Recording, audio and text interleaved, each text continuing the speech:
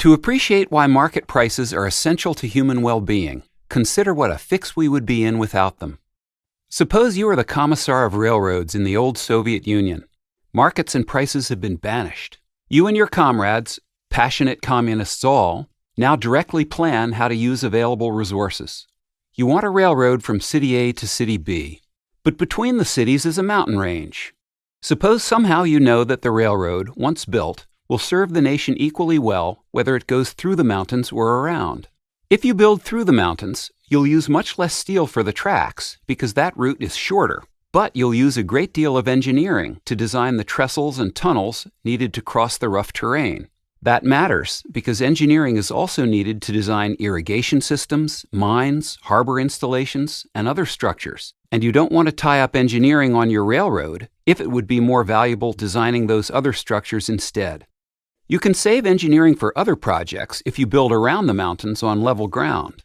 But that way you'll use much more steel rail to go the longer distance. And steel is also needed for other purposes, for vehicles, girders, ships, pots and pans, and thousands of other things. Which route should you choose for the good of the nation?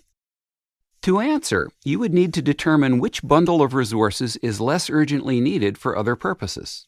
The large amount of engineering and small amount of steel for the route through the mountains, or the small amount of engineering and large amount of steel for the roundabout route. But how could you find out the urgency of need for engineering and steel in other uses? Just one way engineering is used is to build irrigation systems. To assess the importance of a particular irrigation system, you would need to know what the farmers know about how irrigation would increase the yield of their fields. And to know the value of that increased yield, you'd need to know what grocers know about their customers' eagerness for that produce. That in turn depends on what customers know about the better meals they could fix with that produce. How would you find all this out? Just one way to use steel is to build new trucks. To assess the importance of a particular new truck, you would need to know what the trucker knows about the capacity of his current truck, and how much more quickly he could make the deliveries his customers want with a new, bigger truck.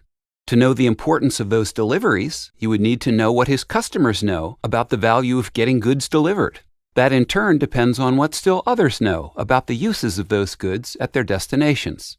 To reason about where to route the railroad, you need this kind of information for all possible uses of engineering and steel. That's a massive amount of knowledge, held by millions of people throughout society. How might you get it? You might try surveys, but think how many people you would need to survey. All those who prepare meals with produce, and all those who take delivery by truck for starters. The numbers would be staggering. And often people don't even know what they prefer until they face an actual choice. So they might not be able to answer survey questions accurately. Even if they could, by the time the surveys were returned and processed, much of the information would be out of date. And even if you could get complete and timely information about what everyone knows that's relevant to every use of steel and engineering, you would still need to deduce from it where to build the railroad. How would you begin to make sense of that mountain of data?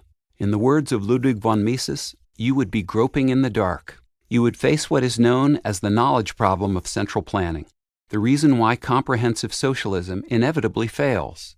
Central planners cannot get the knowledge they need in order to plan effectively. You, Commissar, simply cannot know on what projects scarce resources should be used for the good of the nation. But now change the thought experiment. Imagine that, somewhere in the market economy part of the world, you are the chief operating officer of a railroad company. You work not for the good of the nation, but to generate profits for your firm. You want to run a railroad line from city C to city D. Again, there's a mountain range between them. Now how do you decide on the route? You choose what's cheapest.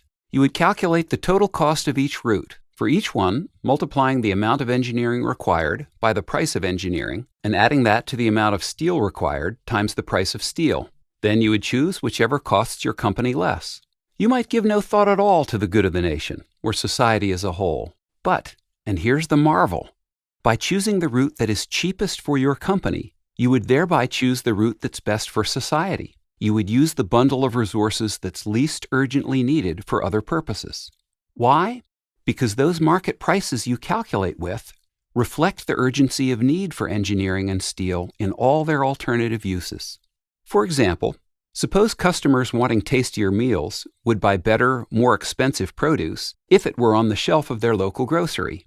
In effect, they're offering grocers more for produce, so the grocers will offer farmers more for produce. So the farmers whose yields would be sufficiently improved by irrigation will offer more for irrigation systems, and those who build irrigation systems will offer engineers more to design them. Now that designing irrigation systems pays engineers better, people who want to hire engineers for other projects, such as railroads, will have to offer them at least as much to make it worth their while. The higher price tells everyone who uses engineering that it's become, for some reason, more valuable, so maybe they should use less. In this way, the market prices of resources represent the particular knowledge and preferences of millions of people who directly or indirectly use those resources, and the prices communicate that knowledge and those preferences to everyone interested. Only with market prices to communicate this vast amount of human knowledge to us can we calculate the least costly ways of producing the things we want, coordinate our activities with the activities of others, use resources where society values them most, and thereby satisfy as many human wants as possible.